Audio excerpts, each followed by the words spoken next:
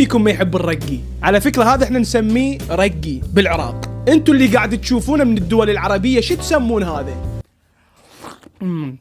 تعرف شلون تعرف الرقية حمرة؟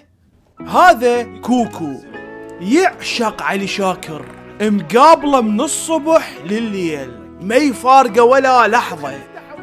كوكو حبيبي شو وقت تتغدى؟ جبت لك فلافل. بسم الله.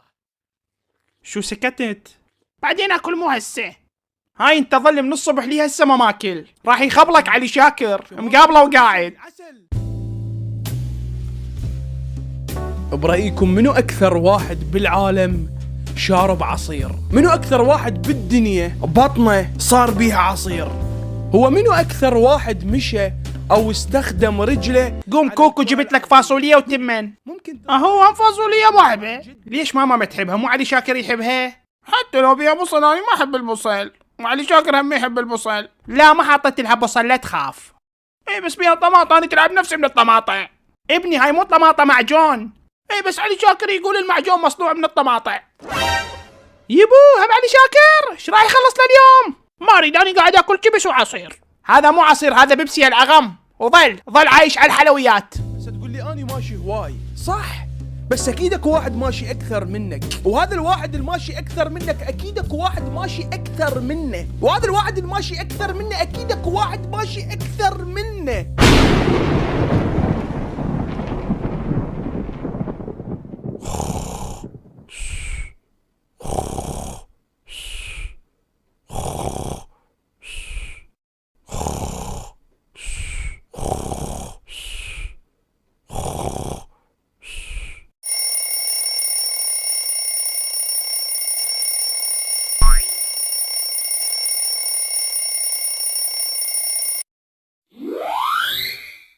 شكو منو وقت المنبه؟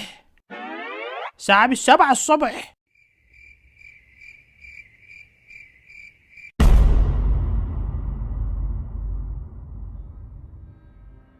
هاي شنو؟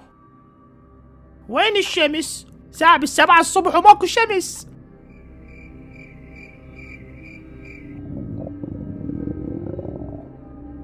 جوعان. وهنا كوكو أول مرة يحس بالجوع، فقرر يروح يقعد أمه على مود تسوي له أكل.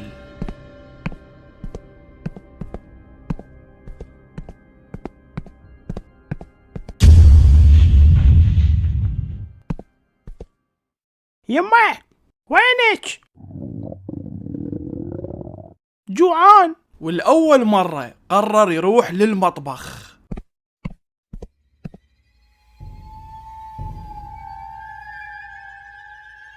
كوكو كوكو كوكو.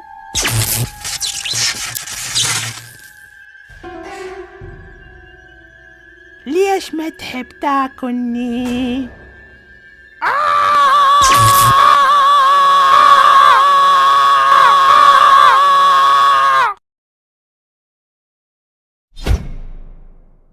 أني وين؟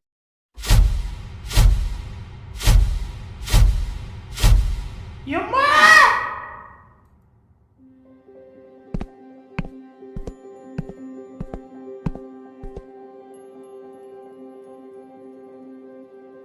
شنو هذا المكان الأبيض؟ وين بيتنا؟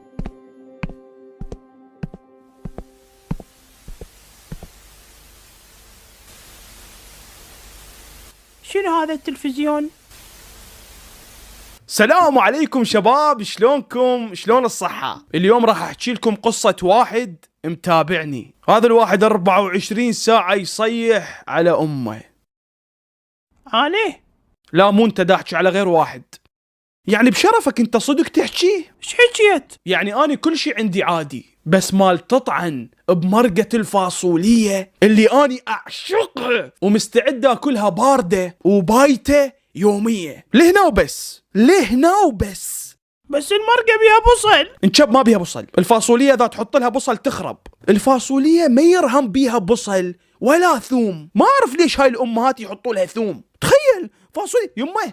ضحكي ضحكي يما ضحكي. انت ليش تضحك؟ انا ما قلت لك اضحك، دا اقول على امي. انت ايش قد عمرك؟ عمري 9. لعد ليش قاعد 24 ساعة على الايباد؟ امي جابتها الي. تدري اني بعمرك ما كان عندي لا ايباد ولا موبايل؟ لعد من تجي من المدرسة شو تسوي؟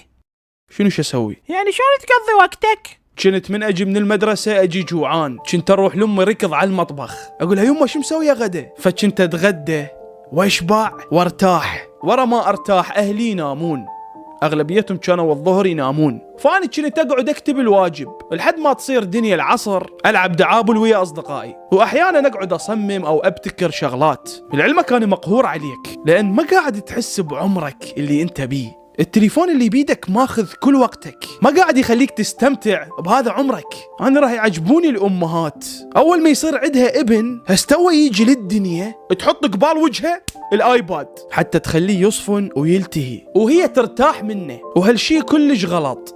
تعرف ليش؟ ليش؟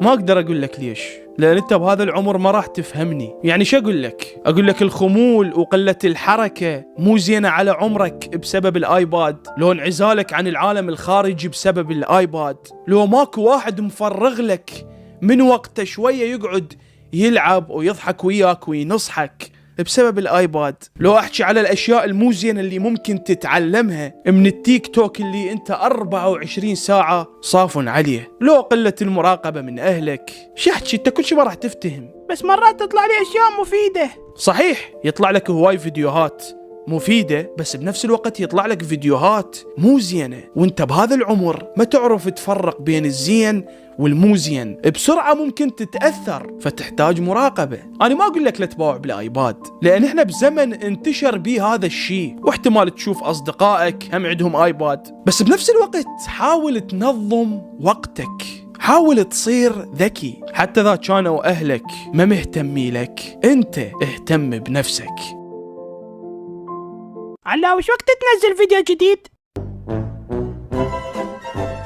ولا تتبطر عن النعمة، لأنك هواي ناس بعمرك تتمنى تاكل اللي تاكله، انت بنعمة. ونرجع لموضوع الفاصولية اللي غثيتني بيه، ايش بيها الفاصولية؟ هاي راح اكلها، بس قل لي اني وين؟ انت بحلم، انت بحلم، قوم اقعد. ايش بيك؟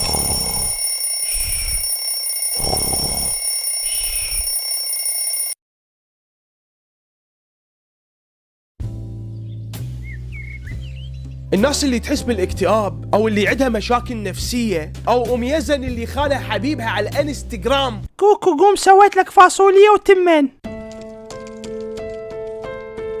يعني انا كل شيء عندي عادي، بس مال تطعن بمرقة الفاصولية لهنا وبس، لهنا وبس. ما اريد. كذب الشاقة. طيبة.